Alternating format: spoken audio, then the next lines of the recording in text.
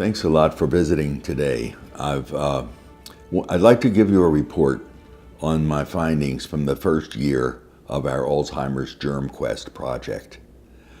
You probably remember that we spent 2 years reviewing the medical literature to see what might be out there as to the cause of Alzheimer's. And we were shocked to find that there was very little follow-up to a lot of clues that germs could be triggers for Alzheimer's. So we've spent the last year visiting various scientists around the country and overseas to find out if they felt there was real promise in following up some of these clues more intensely.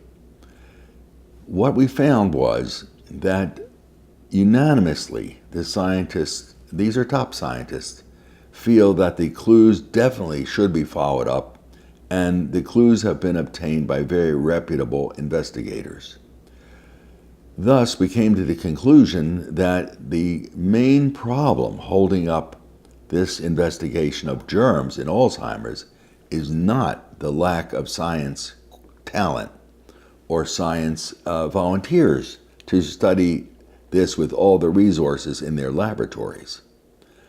What is the problem then? I hate to say it, the problem is money for the research. Now, I know you're going to say, but how could that be possible? We give money to Alzheimer's charities. We've read in the paper that Alzheimer's got millions and millions and millions of dollars from Congress to give to the National Institutes of Health for Alzheimer's research. Isn't there plenty of money circulating around for Alzheimer's research? This is where I have to come into the weeds with you. What could possibly happen to billions and billions of dollars such that not much of it, if any, reaches the scientists who want to study germs in Alzheimer's? Let's trace it like this. Thanks to marvelous political action by the Alzheimer's advocacy groups, the U.S. Congress this year appropriated $2.3 billion with a B, $2.3 billion for Alzheimer's research, a record-breaking sum, and by any standard, sufficient to do tons of research. Now, let's follow that money trail. Congress gives the money, it goes through the federal budget, and by the way, it's your tax money.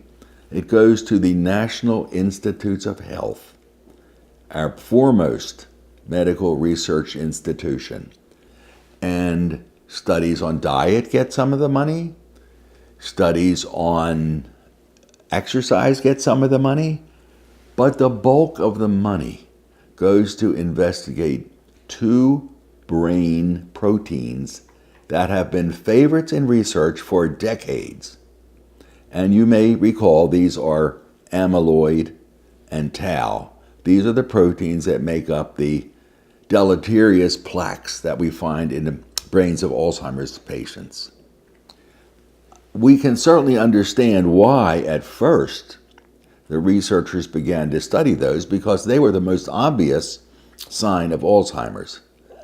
But now we know that through decades of research and proposals and drug trials, nothing much beneficial for patients has come out of these studies. So isn't it time to look elsewhere? Surely in the $2.3 billion, there's plenty of money to study germs if they are playing a role. This is the peculiar thing. I spent a whole year investigating what's going on in research on germs in Alzheimer's. Again, plenty of interesting findings, plenty of talented people, but unanimously the scientists are telling me they can't get money for research grants to investigate this subject.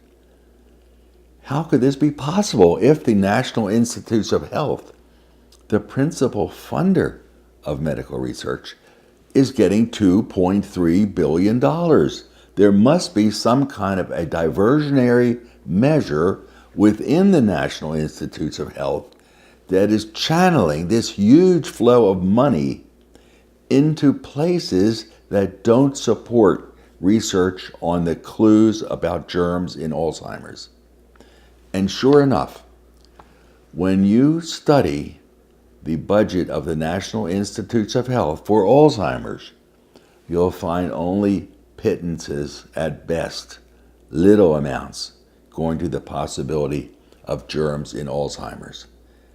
The vast majority still goes to those leads which have not been proven out in decades, namely those plaques in the brain, genetics, lifestyle, etc. Maybe it's time I remind you why it's so important to look for germs. If we find a germ, and there's no assurance a germ can be found, that's definitely the trigger. But if one is found, first of all, it could make an easy blood test possible. Secondly, we might come up with an antibiotic or an antiviral drug, and in fact, some of the many such drugs already out there and fully licensed might be useful. And thirdly, as happened with polio and the childhood diseases, we might be able to get a vaccine against this possible Alzheimer's germ. So there's a very high chance of big payoff if a germ is proven to be the trigger of Alzheimer's. Well, exactly then what happens that the germ investigation proposals don't get funded? I have to take a peek inside the inner workings of the National Institutes of Health. Some general priorities are worked out by high officials and civilian advisors, but the details are left to the internal structure of review committees and the government employees. And sadly, it happens that through years and years of studying amyloid and tau proteins, the mechanisms have all gotten to favor those subjects. So, a new subject like germs, where clues are popping up everywhere, does not get much favorable response when the scientists make their proposals to the NIH. So what can we do about it? It's time to change the system a little bit. Let's start with a review of the money I'm talking about. The biggest funder of all is the National Institutes of Health. They got $2.3 billion. The runner-up is the Alzheimer's Association, which did a commendable job at raising and funding $40 million of research. But according to my calculations, the NIH money is 57 times the money that the Alzheimer's Association has for grants. So therefore, it's simply logical that if any major change is going to come in searching for germs, the money is going to have to come from the National Institutes of Health. That leads to our proposal for right now. We are leading a citizens and patients and caretakers and advocates demand that the National Institutes of Health allocate just 10%, simply 10% of $2.3 billion to search for germs this year. So that will be $230 million, more than has been spent in the last 10 years searching for germs. But look at it this way, it's only 10% of the $2.3 billion.